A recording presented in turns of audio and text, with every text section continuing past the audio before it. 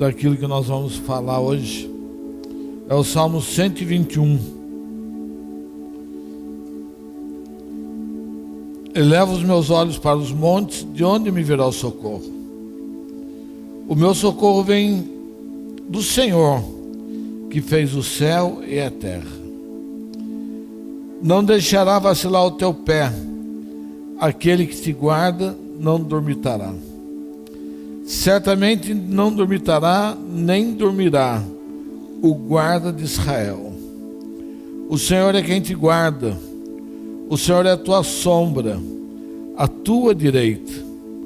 O sol não te molestará de dia, nem a lua de noite. O Senhor te guardará de todo mal, Ele guardará a tua alma. O Senhor guardará a tua entrada e a tua saída, desde agora e para sempre. Amém. Diga comigo: eu estando com o Senhor, eu não preciso temer nada, porque Ele me guarda o tempo todo. Diga: Ele é o meu socorro, bem presente. Amém. E eu quero começar a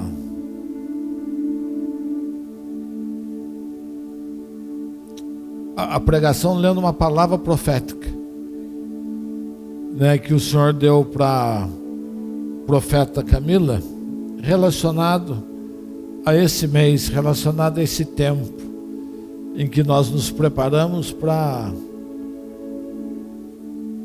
como o Senhor criou de uma forma didática, para a gente marcar os tempos, para perceber coisas novas que estão chegando. E o evangelista Alain vai me ajudar nisso aí.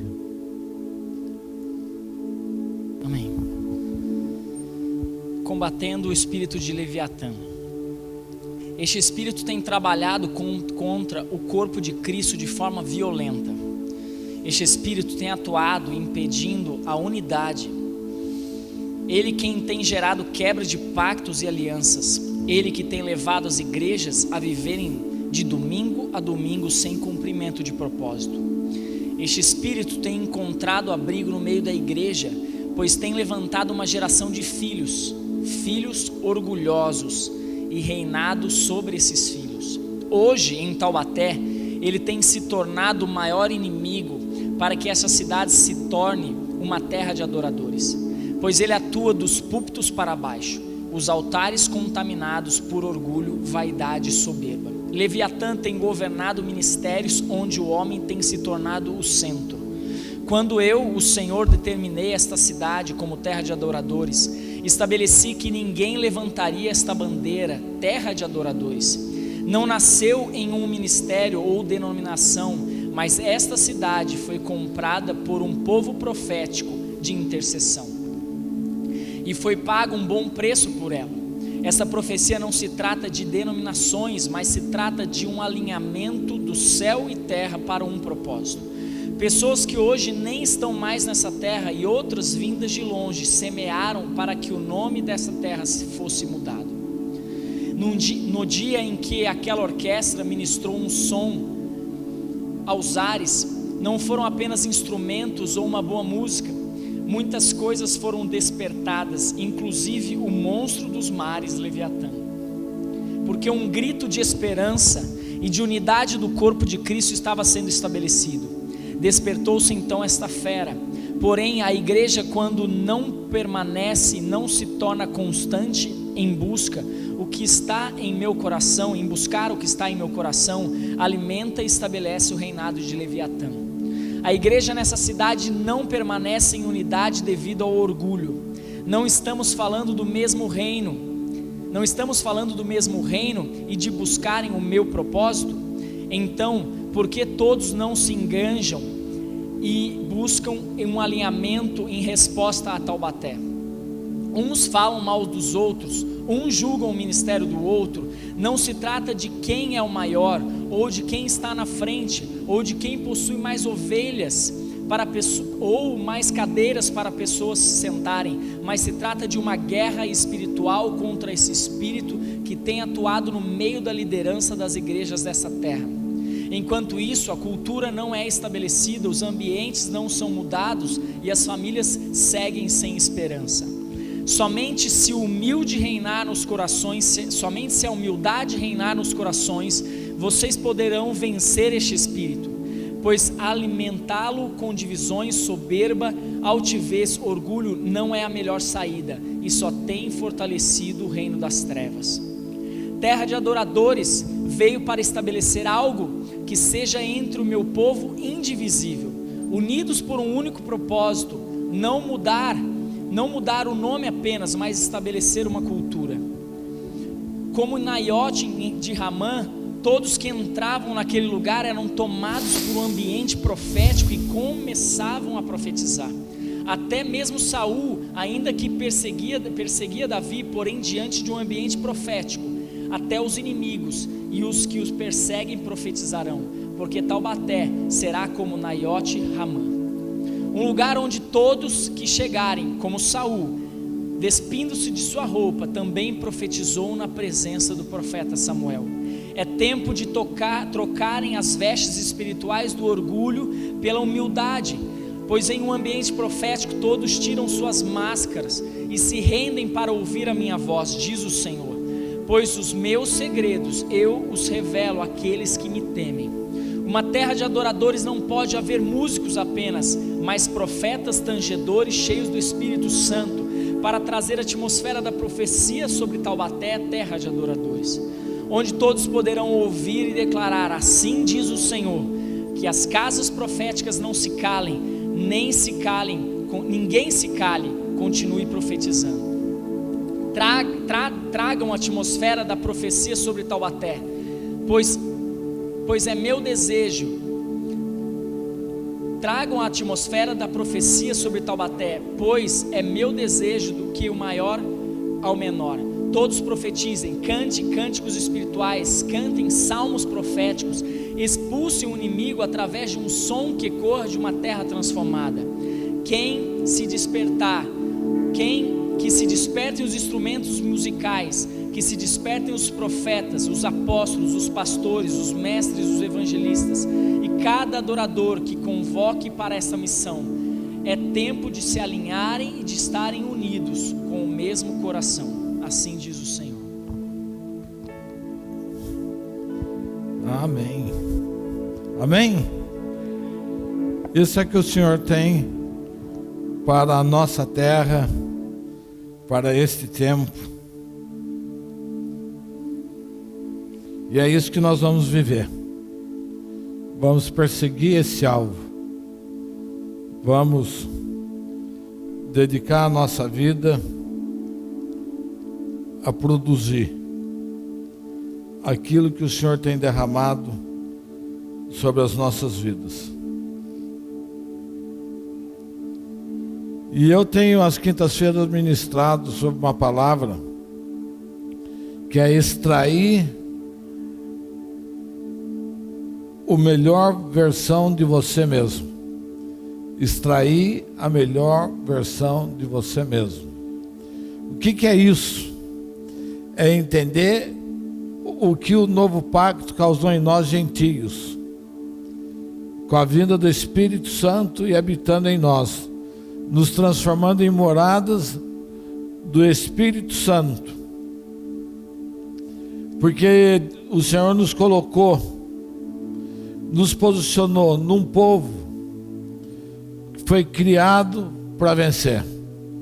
Nós fomos criados para vencer. Diga comigo: a derrota não faz parte da minha vida. Amém? E ontem foi a formatura do Renovo. Foi muito legal. 40 formandos. E eu fiquei ouvindo o testemunho de cada uma das pessoas, da história de cada um. E você começa a observar o que Satanás produziu na vida de cada pessoa, mexendo na sua história, atacando em pontos importantes, tirando a pessoa do seu estado para qual foi criado. Deus não nos criou para sermos ruins. Deus não nos criou para o roubo. Deus não nos criou para a prostituição. Deus não nos criou para a inveja. Deus não nos criou para a desobediência. Deus nos criou para viver como um povo debaixo da sua tutela, assim como nós ministramos aqui sobre o Salmo 121. Eu olho para os montes e de onde virá o socorro? E o meu socorro vem do Senhor o tempo todo.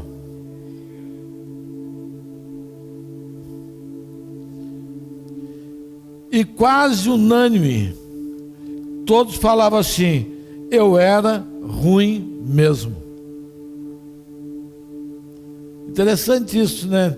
Teve até que eu conversei e a pessoa falou: eu era ruim. Eu falei: você não era ruim, você se defendia com a sua ruindade.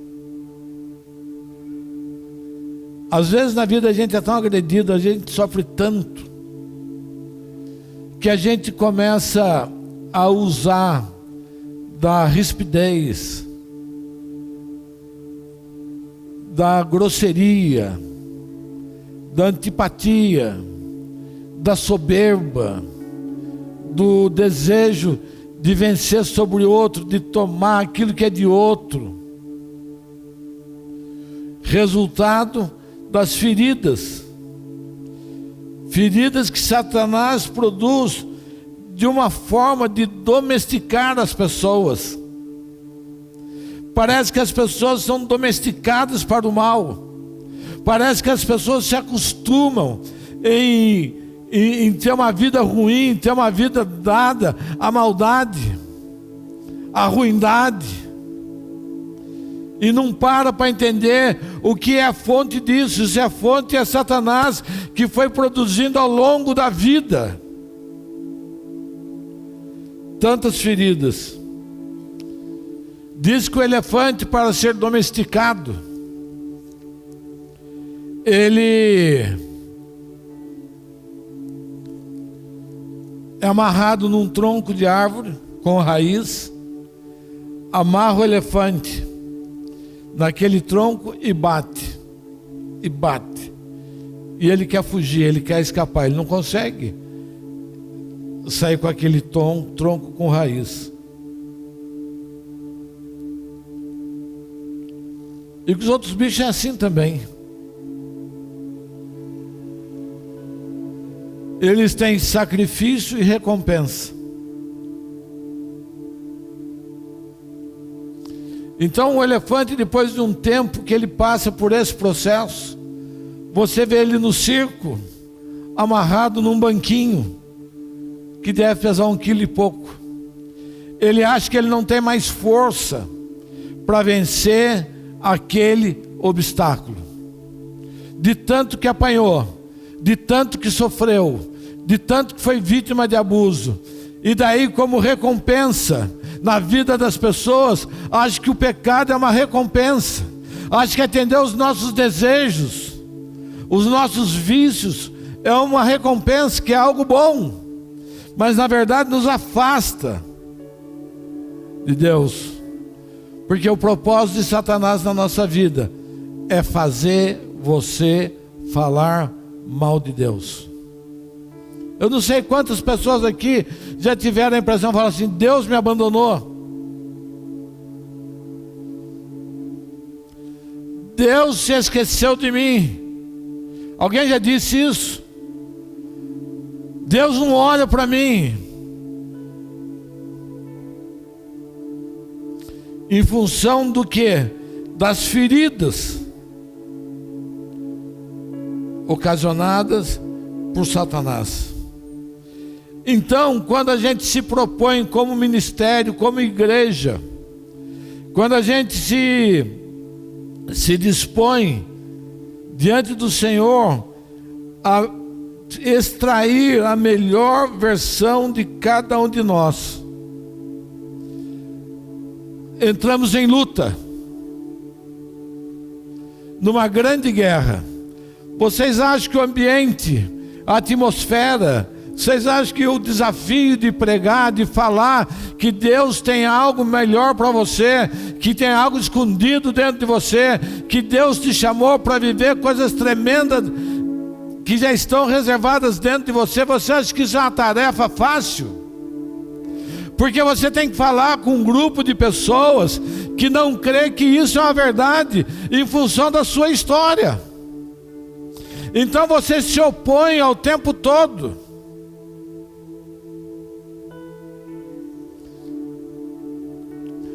Tem pessoas que têm falado nesses dias: a minha vida é uma farsa.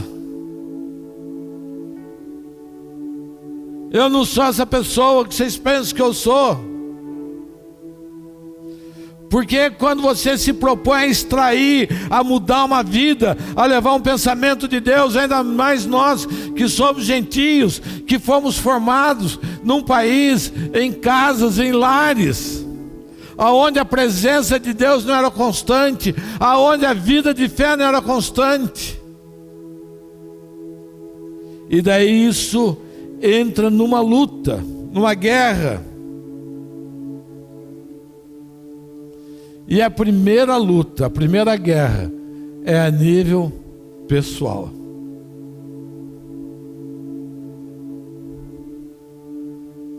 Quantas pessoas falam: será que eu vou conseguir isso? Será que eu vou conseguir aquilo? E se contenta com o pouco. E se contenta com o que é ruim. E se contenta com aquilo que não presta, com aquilo que não serve. E não tem força para reagir.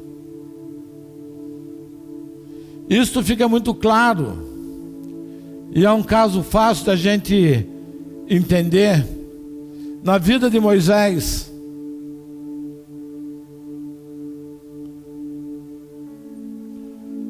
Moisés passa um tempo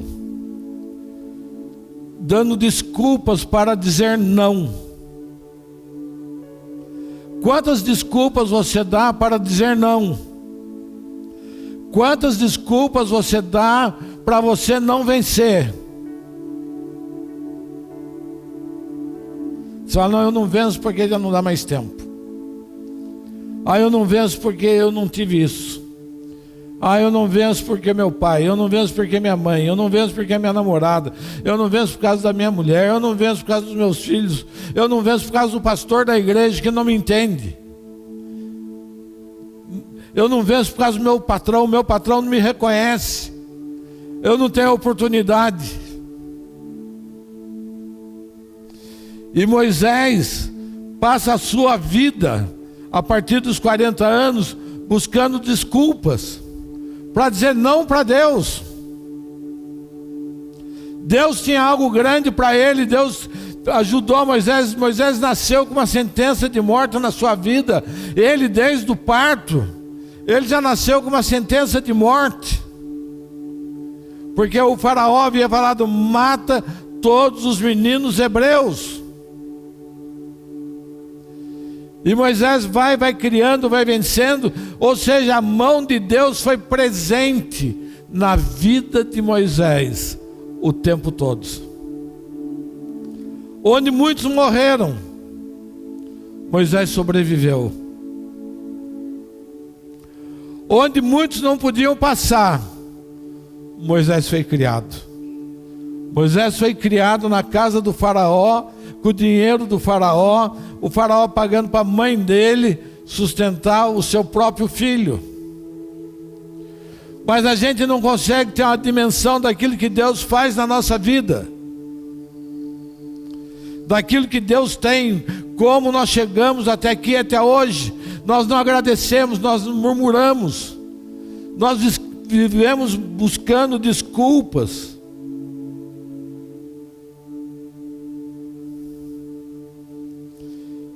E Moisés dá 5 desculpas. A primeira desculpa que Moisés dá para Deus, quando Deus chama, ele fala: quem sou eu para que vá?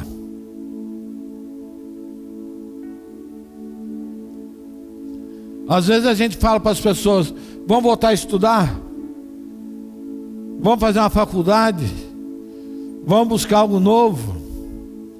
E a pessoa fala: quem sou eu? Perdi meu tempo, perdi tudo. E daí começa. Moisés passou por isso. Quem sou eu para ir na frente do faraó?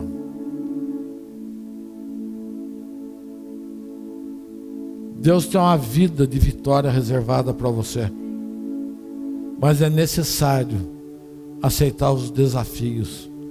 Deus estava chamando Moisés para ser libertador de um povo. Deus estava transformando Moisés e chamando Moisés para fazer dele um homem de vitória.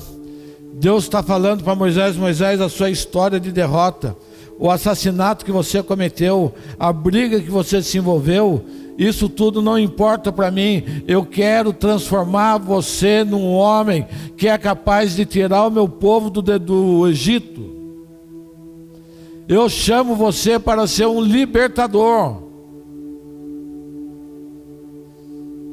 É como se eu falasse aqui para quem você tem um chamado para ser um deputado.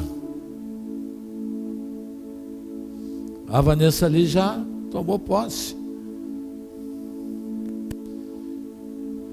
A Fernanda tem chamado para ser uma grande criadora de histórias infantis e personagens infantis.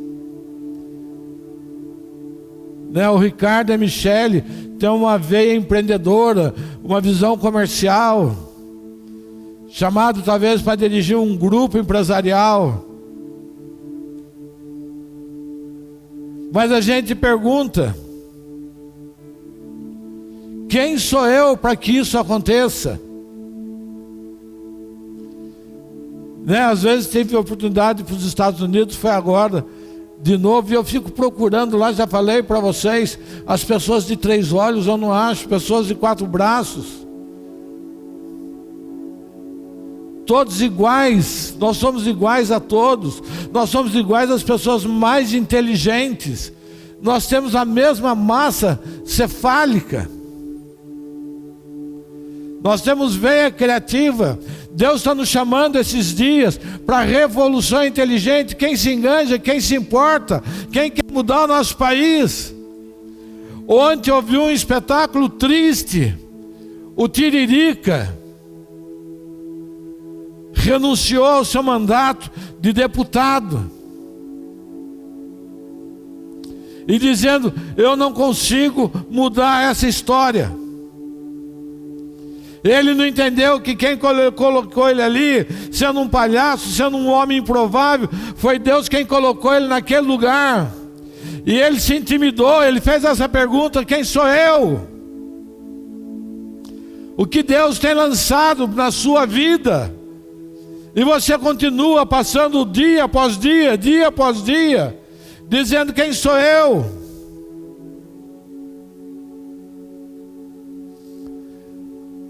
A segunda desculpa de Moisés, o segundo não de Moisés. E ele fala: se perguntarem quem me enviou, quem me enviou? Quem me enviou para ser um político? Quem me enviou para ser uma escritora? Quem me enviou para ser dono de um grupo empresarial? Quem me enviou para fazer parte da fábrica de milionários? Quem me enviou? Nós temos dúvida, são respostas que nós dizemos para Deus o tempo todo. Para você falar que Deus te inspirou para alguma coisa, é um sofrimento para você reconhecer a presença de Deus na sua vida.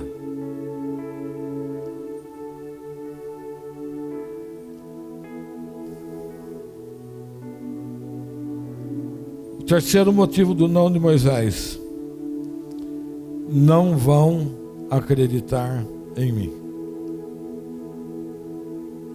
Quem já passou por isso? Você tem um projeto, você tem uma visão, você tem algo inovador, Deus te inspira, você desenha,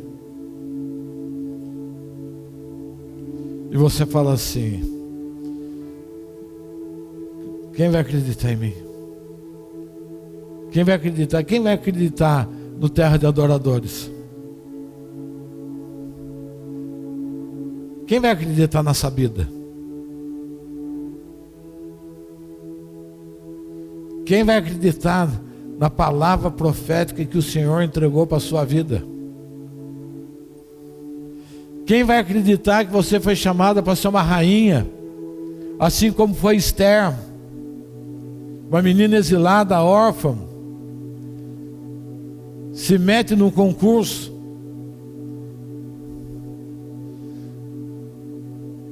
esses são os desafios da nossa vida constante, das pessoas que servem a Deus. Não tem experiência, não nasceu debaixo dessa proposta, não nasceu conhecendo quem é Deus, não sabe que Deus pode mudar a nossa história da noite para o dia. Quem fez do Steve Jobs, o grande homem que ele foi, de criar a Apple, veja a história dele, para quantas pessoas ele apresentou. Veja o Walt Disney, veja, ontem eu estava falando com o Alex, qual é o nome do cara, Alex? Como? Não entendi nada. Quem que saiu em socorro dele? Eu quem? Também não entendi. Rony, em 10 anos, tem uma confecção, fatura 350 milhões de reais por ano. Era engenheiro. Mas quanto rodou?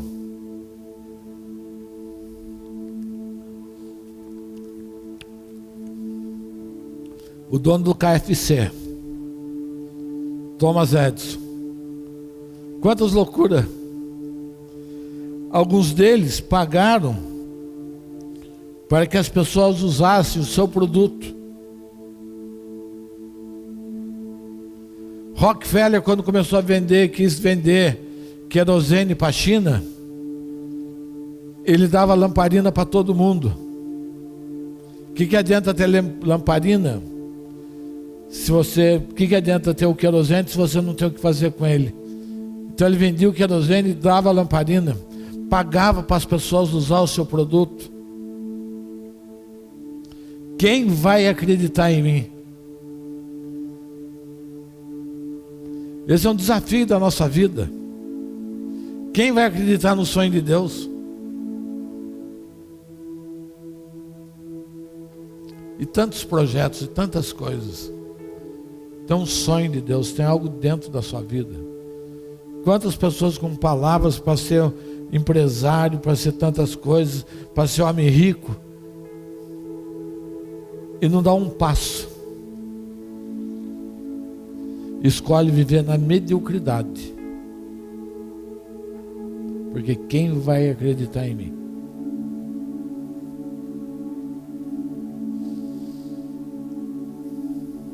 Então Moisés passou por isso, deu essa desculpa.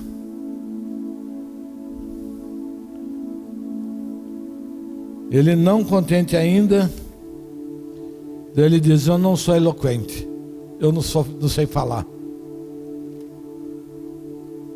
Esses dias eu conversei com uma pessoa que está montando uma empresa, daí ele falou: vou ter que admitir um sócio, porque eu não sei falar.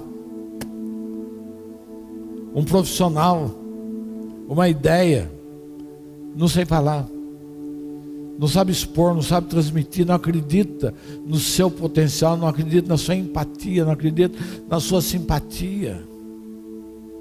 Eu não sou eloquente. Veja que todas são marcas que foram acontecendo na vida de Moisés ao longo do tempo. E por fim, ele tenta a última cartada com Deus. Ah, Senhor, quer saber de uma coisa? Quer saber da verdade? Manda outro.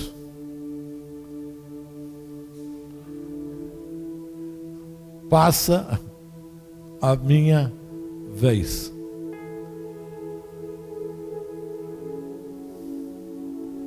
A gente passa a vida inteira fazendo isso. Passa a minha vez.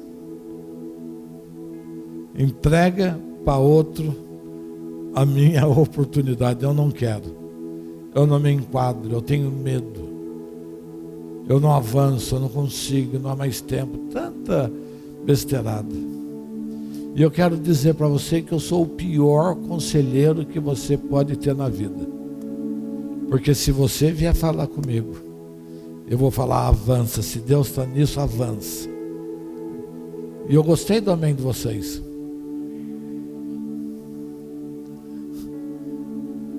Avança.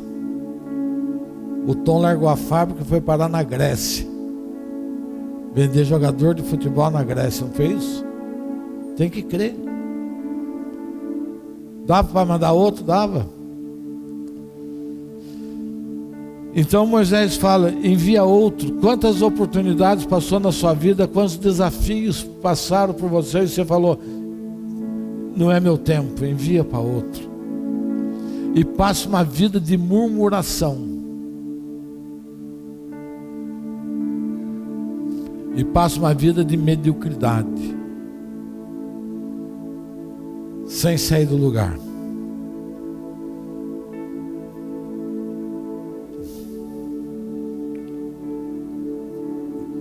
Embora Moisés se sentisse um fracassado, um assassino, em função da sua história, mas Deus do seu nascimento, Deus leva ele até os últimos dias. Deus resiste às desculpas dele. Deus não desiste de Moisés. Diga comigo, Deus, fala forte, Deus não desiste da minha vida. Diga, Deus não desiste da minha vida. Eu posso desistir da minha vida.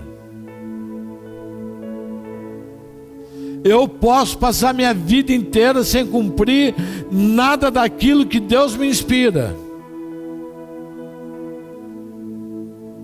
Mas até a hora de eu ser enterrado, Deus vai tentar produzir algo na minha vida, porque Ele sabe o que colocou dentro de cada um de nós. Deus sabia que havia em Moisés um general. Deus sabia que havia em Moisés um estadista adormecido.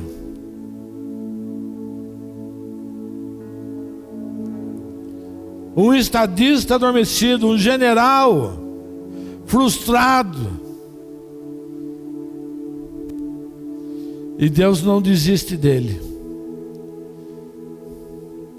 E esta é a grande luta que nós ministros que temos por chamado, por ministério, levar você à estatura do varão perfeito. Não é o nosso desafio? Quantos casos chegam na nossa mão e a gente fala, não tem mais jeito para minha vida, já acabou, já encerrou, já perdi tudo, já dancei, não adianta fazer mais nada, já estou velho, já estou isso.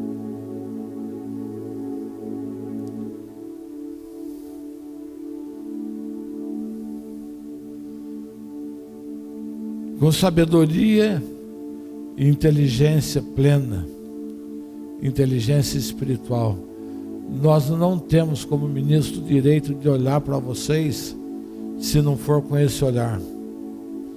Mas nós enfrentamos um grande desafio, que é você. Você é o desafio. você não é capaz de crer. Você sabe que para caminhar, para chegar nisso, exige um sacrifício, exige uma obediência.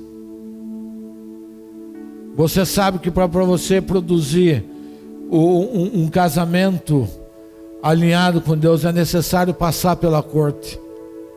E você não quer isso porque você acha que não merece, qualquer coisa serve. Quer antecipar os passos. Você sabe que para chegar à estatura de um varão perfeito, você precisa ter uma vida de obediência a Deus. Nós não criamos regras, nós não criamos normas. Tudo que nós procuramos fazer está baseado, está alinhado. O namoro dessa casa, que é a corte, é o projeto de Deus. Não é projeto de homem. Projeto de Satanás é a pegação. Que faz você chegar diante do casamento devedor, usado, defraudado.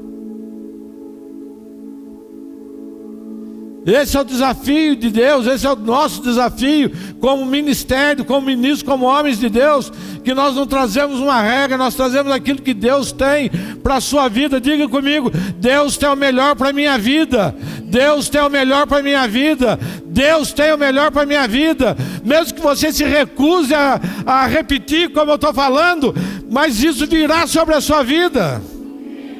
Isso independe de você.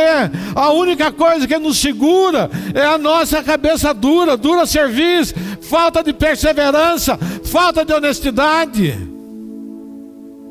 com Deus.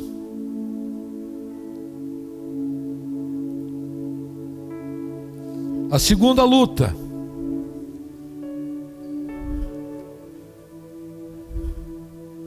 é a luta espiritual.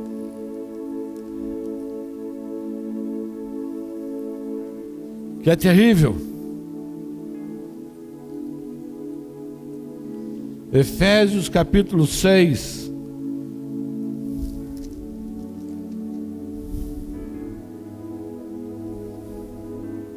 A partir do verso 10.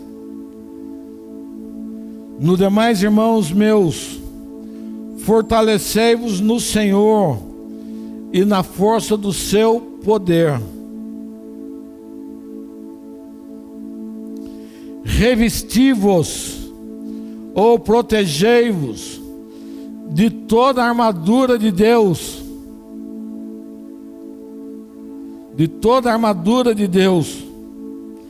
para que possais estar firmes contra as astutas ciladas do diabo.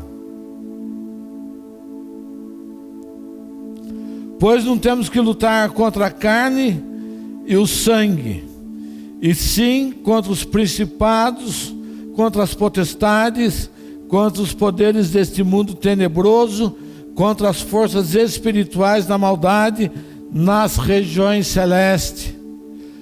Nós não lutamos com a carne, mas a carne nos leva à luta, porque Satanás precisa de um corpo para se manifestar.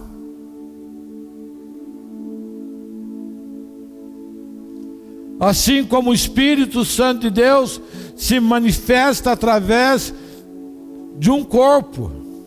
Você decide qual é o corpo que você porta em você. E a luta espiritual é exatamente essa, porque ele vem no seu corpo. Ele não usa a carne, mas ele usa a sua desobediência, a inspiração que ele traz, o fogo que traz, o vício, a curiosidade.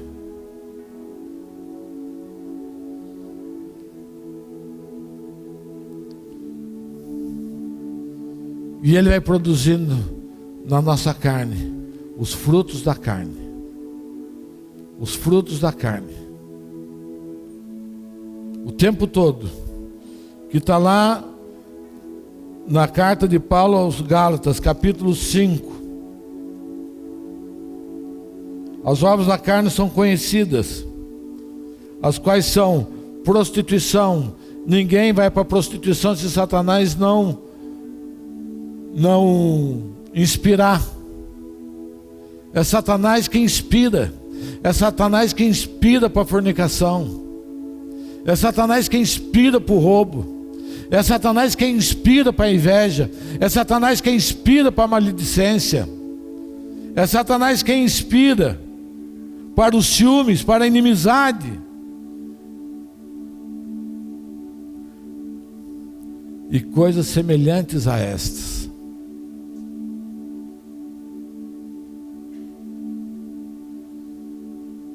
E ele não escolhe a quem usar. Ele fala, não, isso aqui é amigo dele, eu não vou usar. Satanás tenta um por um. O tempo todo. O tempo todo. Ele vai usando. Quer derrubar. Ele quer entrar na sua vida. Ele quer produzir sentimentos em você, fora daquilo que ele tem preparado. Ele usa quem estiver disponível. Na família, quantas vezes Satanás já foi usado contra a minha vida, na minha casa, na minha família, ou por amigos. Quantas vezes é a sua casa que fala para você, não vai dar certo, desiste, não é? Você sabe disso. Avança.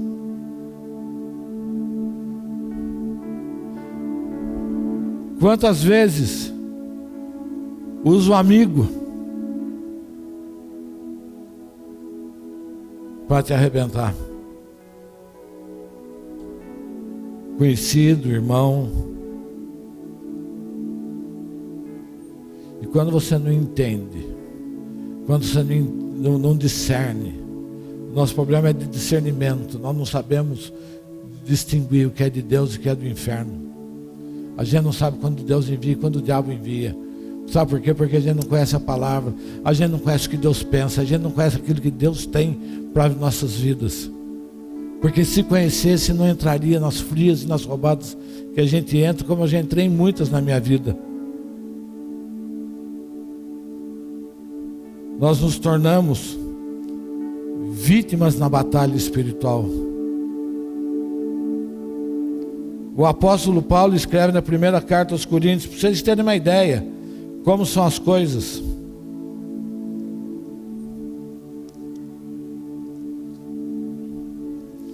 Capítulo 5. Isso é para a gente ficar atento aonde vem a batalha espiritual. De onde vem a divisão da igreja, de onde vem a mentira, de onde vem a desobediência, que a gente acha tão bonito.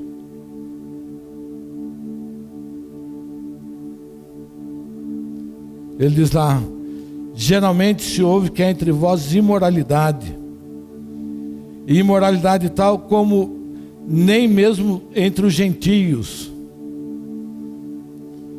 Isto é, haver quem abuse da mulher do seu pai. Então Paulo está contando um fato que aconteceu na igreja de Corinto. Imoralidade. Imoralidade que a gente se recusa a reconhecer que é imoralidade. Nós queremos viver com a imoralidade. Não entende a consequência. Olha que Paulo fala: estáis inchados e nem mesmo vos entristece, para que fosse tirado do vosso meio quem cometeu tal ação.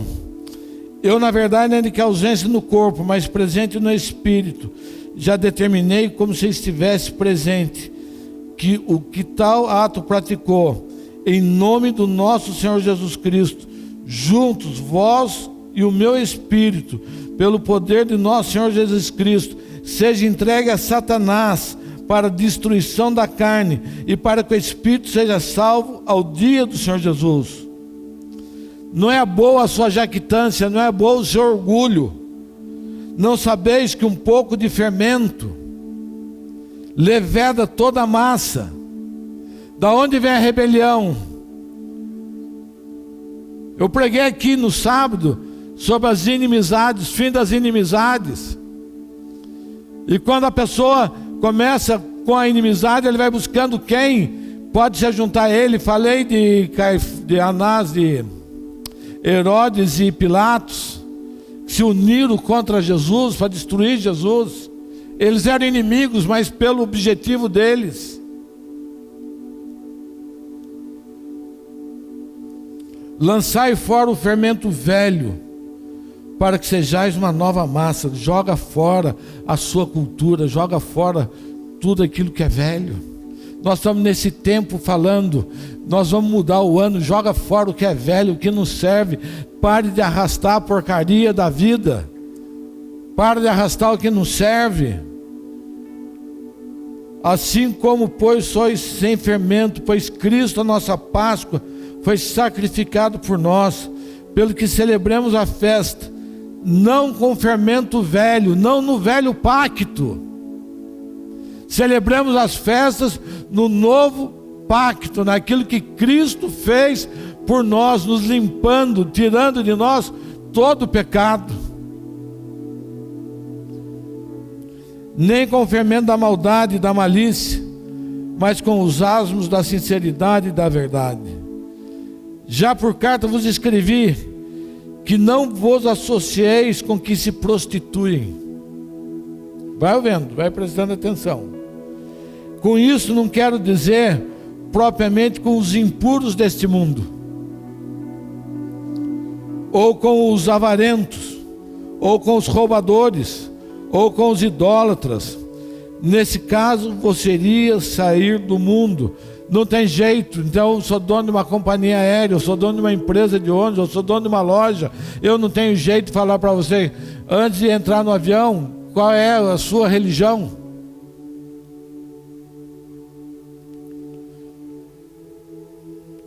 E Paulo continua.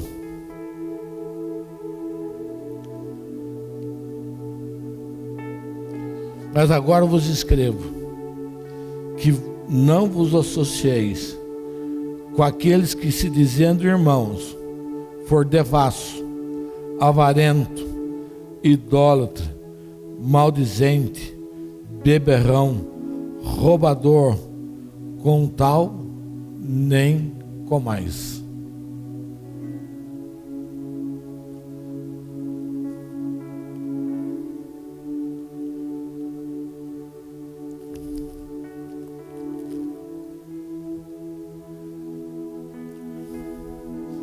E esses dias, há mais de um mês, o Senhor me dá uma palavra. Sou líder dessa casa, sou a pessoa que tem a responsabilidade. E ele usou um profeta e me disse: Eli repreendeu os filhos, mas não puniu. Por isso morre Eli e os filhos. Então você vê Paulo falando isso aqui, com eles nem comais. Isso aqui é Novo Testamento. Isso aqui é a realidade de Paulo. Que me importa julgar os que estão fora? Não julgai vós os que estão dentro, mas Deus julga os que estão de fora. Tirai de vós esse iníquo. Mas a gente acaba achando que tudo é oportunidade da vida. Hoje o mundo sofre do humanismo, do pensamento grego. E tudo a gente tem dó. Ah, coitadinho.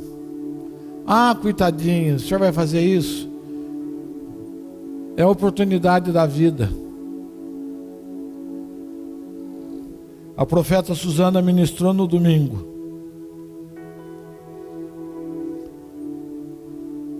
Que o cão volta ao vômito. Sabe o que quer dizer isso? Quem já viu o cachorro fazendo isso? O cachorro come o seu próprio vômito. Ele joga para fora aquilo que no organismo dele e come. Vai e come. Por isso Pedro fala que o cão volta ao vômito e a porca volta à lama, ao seu caminho que andava antes. de conhecer o Senhor. Pessoas que conhecendo o Senhor preferem a lama, preferem se enlamear todo, porque não discerne.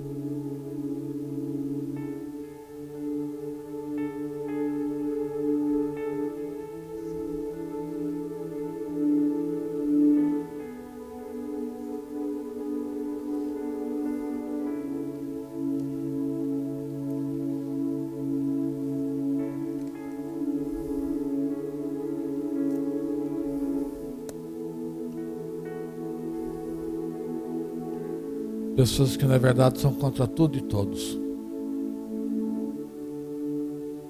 contra todo o projeto de Deus.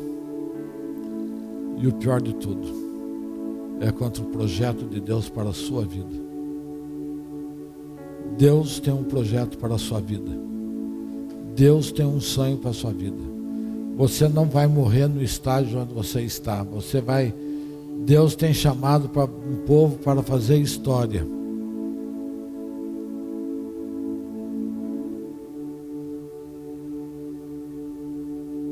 São rebeldes contra tudo e contra todos, mentirosos e manipuladores. Nós estamos num período muito especial. O inferno não manda ninguém de chifre, nem de tridente. Ele só se mostra assim no território dele.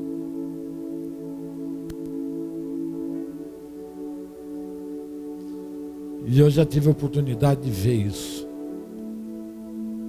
se apresentando como realmente é. Normalmente se apresenta de outro jeito, mas nada disso importa se nós andarmos na obediência. A luta espiritual na nossa vida é vencida, porque Cristo já venceu. E nós estamos em Cristo. Toda essa armadilha, toda essa astúcia. Na terça-feira eu vou precisar do Alan de novo do meu celular. Você tem no seu celular a carta do Benjamin Netanyahu? Tem, que eu mandei para todos os ministros.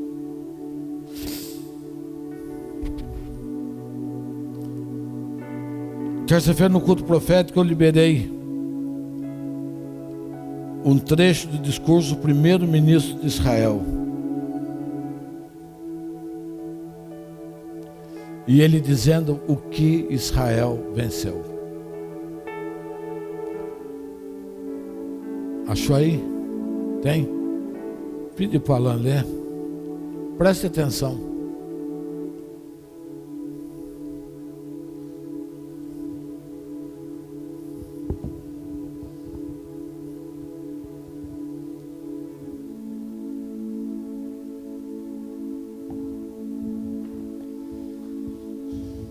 Quem pode contra Israel? Discurso do primeiro-ministro de Israel. Apenas 70 anos atrás, os judeus foram levados ao matadouro como ovelhas. 60 anos atrás, não tínhamos país, nenhum exército. 7 países árabes declararam a guerra ao nosso pequeno estado judaico apenas algumas horas após sua criação. Nós éramos apenas 650 judeus contra o resto do mundo árabe. Nenhum FIDE, Exército de Defesa de Israel. Nenhuma força aérea poderosa, apenas pessoas corajosas com nenhum lugar para ir. Líbano, Síria, Iraque, Jordânia, Egito, Líbia, Arábia Saudita, todos nos atacaram ao mesmo tempo. O país que as Nações Unidas nos deram 65% era um deserto. O país estava no meio do nada. 35 anos atrás, lutamos contra os 3 exércitos mais poderosos do Oriente Médio.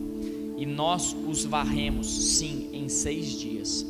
Nós lutamos contra várias coalizões de países árabes, não possuíam exércitos modernos e muitas armas soviéticas, e sempre os derrotamos. Hoje nós temos um país, um exército, uma poderosa força aérea, uma economia de estado de arte que exporta milhões de dólares. Intel, Microsoft, a IBM desenvolve produtos em casa. Nossos médicos recebem prêmios por pesquisa médica. Nós fizemos o deserto florescer e vendemos laranjas, flores e vegetais para todo o mundo. Israel enviou seus próprios satélites para o espaço, 3 satélites ao mesmo tempo. Estamos orgulhosos de estar no mesmo ranking que Estados Unidos, que tem 250 milhões de habitantes, a Rússia, que tem 200 milhões de habitantes, a China, que possui 1,3 bilhões de habitantes, Europa, França, Grã-Bretanha, Alemanha, com 350 milhões de habitantes. Um dos poucos países do mundo a enviar objetos para o espaço. Israel é agora parte da família das potências nucleares, como Estados Unidos, Rússia, China, Índia, França e Grã-Bretanha. Nunca admitimos oficialmente, mas todos sabem que apenas há 60 anos atrás fomos levados envergonhados e sem esperança para morrermos no deserto. Nós extirpamos as ruínas fumegantes da Europa, ganhamos nossas guerras aqui com menos do que nada. Nós construímos nosso pequeno império do nada. Quem é o Hamas para nos assustar? Vocês me fazem rir. A Páscoa foi celebrada, não esqueçamos sobre o que a Páscoa se trata. Sobrevivemos a Faraó, sobrevivemos aos gregos, sobrevivemos aos romanos, sobrevivemos à Inquisição na Espanha, temos os pogroms na Rússia, sobrevivemos a Hitler, sobrevivemos aos alemães, sobrevivemos ao Holocausto, sobrevivemos ao exército de 7 países árabes, sobrevivemos a Saddam, continuaremos a sobreviver aos inimigos presentes hoje também. Pense em qualquer momento da história humana, pense nisso. Para o povo judeu a situação nunca foi melhor, então vamos enfrentar o mundo. Lembre-se, todas as nações ou culturas que uma vez tentaram nos destruir já não existem hoje, enquanto nós ainda vivemos. Os egípcios, os gregos, Alexandre da Macedônia, os romanos. Alguém ainda fala latim esses dias? O terceiro rei. E olhe para nós, a nação da Bíblia, os escravos do Egito, ainda estamos aqui, e nós falamos o mesmo idioma, antes e agora. Os árabes ainda não sabem, mas aprenderão que há um Deus. Enquanto conservamos nossa identidade, sobreviveremos. Então perdoe-nos por não nos preocuparmos, não chorarmos, não temos medo. As coisas estão bem por aqui, certamente poderiam melhorar. No entanto, não acredite na mídia. Eles não dizem que nossas festas continuam a acontecer, que as pessoas continuam a viver, que as pessoas continuam saindo, que as pessoas continuam a ver amigos. Sim, nossa moral é baixa. E daí? Somente porque choramos nossas mortes, enquanto os outros regozijam por derramar o nosso sangue? É por isso que vamos vencer no final. Levanto meus olhos para os montes e questiono: de onde me virá o socorro? O socorro virá do meu Senhor, o Criador dos céus e da terra. Terminou aí?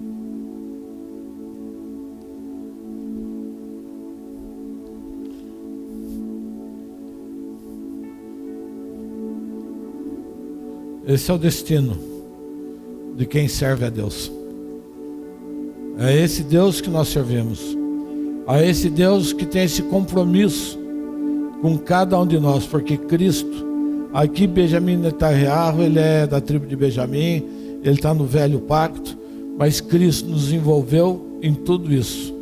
Nós precisamos adquirir a cultura na nossa vida, de que nós somos vencedores.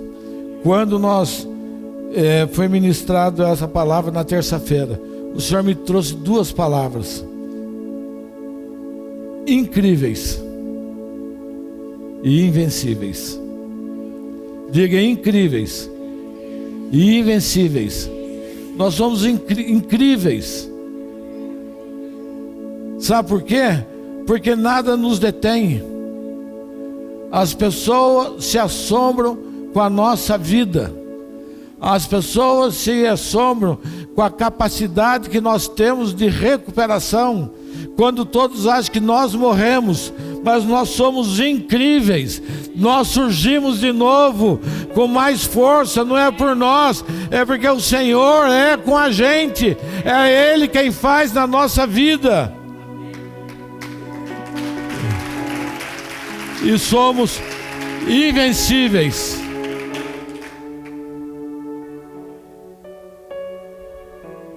É esse Deus, nós somos criados para vencer nesse Deus. Nós temos que aprender a abrir mão, a olhar para aquilo que Deus tem para as nossas vidas.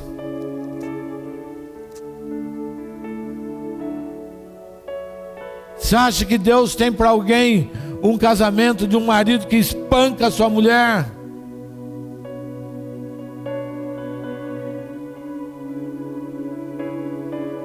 De um pai que abandona os seus filhos? Nós vamos ensinar a cultura do nosso Deus, do nosso Cristo, para os nossos pequenos desde os primeiros dias. Temos que ensinar eles a andar no conhecimento do Senhor, e não serão vítimas nas suas vidas.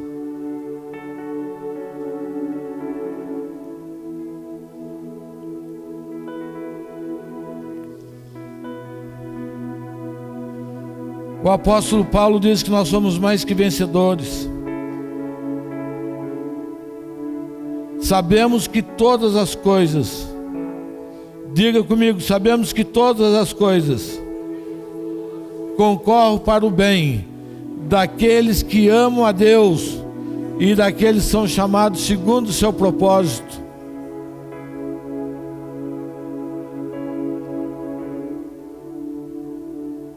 Aquele que nem mesmo o seu filho, seu próprio filho, poupou, mas o entregou por nós, por todos nós, como não nos dará Ele todas as coisas?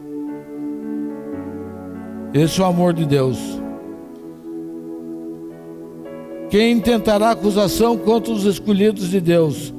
É Deus quem os justifica. Quem os condenará?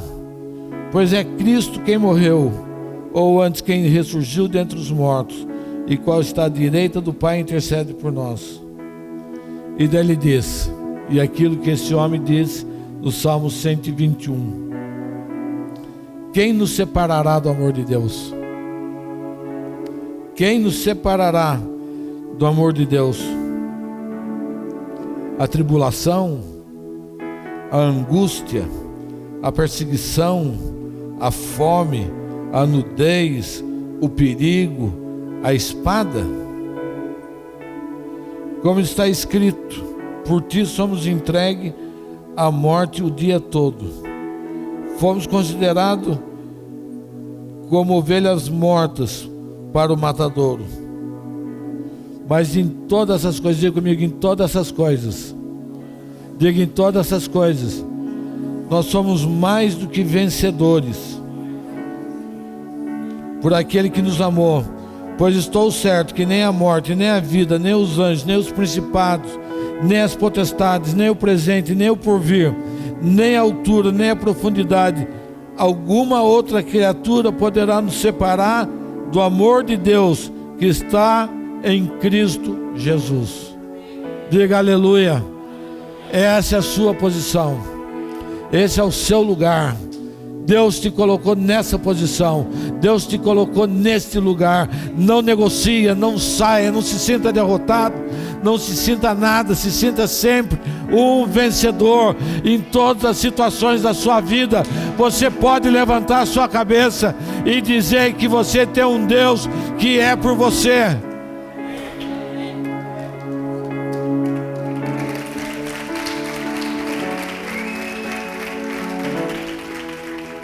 E é aquilo que aquele homem falou: começou uma nação com 650 pessoas, e hoje é o Estado de Israel. E hoje ainda aumentou a provocação. O Donald Trump ainda mudou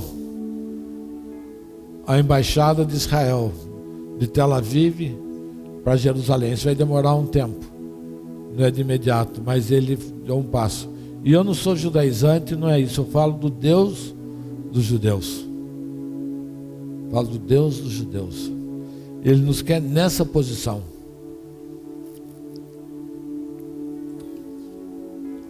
Se estamos sofrendo, é porque não estamos nele. Se estamos mergulhados no pecado, é porque não estamos nele. Se estamos mergulhados na mentira, é porque nós estamos nele. Amém?